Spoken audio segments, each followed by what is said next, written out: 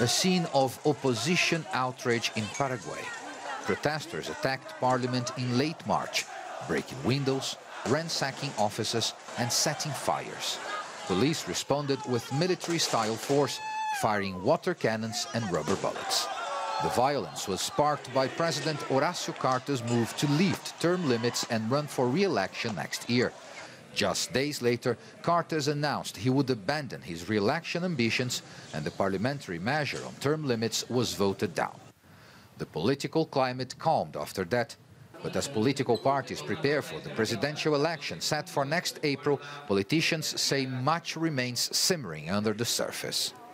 The senator from the opposition Authentic Radical Liberal Party blames Carter's government for the tension.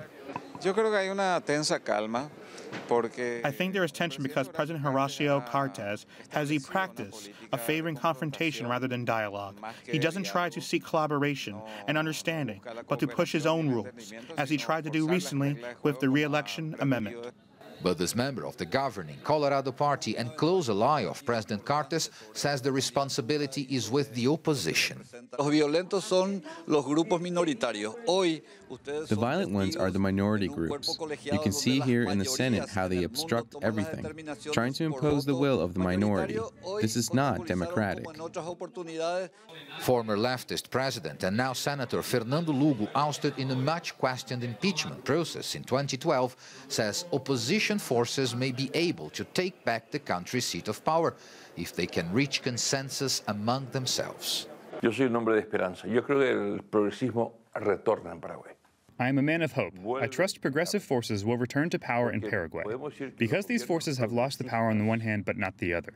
We may not have the administration of the state, but left-wing social and activist groups like students, peasants, and trade unions are out there fighting for what they believe. However, this veteran politics reporter agrees with the near-unanimous view of analysts that the governing Colorado Party is most likely to win next year's elections. Right now, the political environment seems very favorable for the governing Colorado Party because if the opposition is not united, it's very unlikely they will have any success. And right now, the opposition is extremely divided and seems unable to agree on a viable candidate.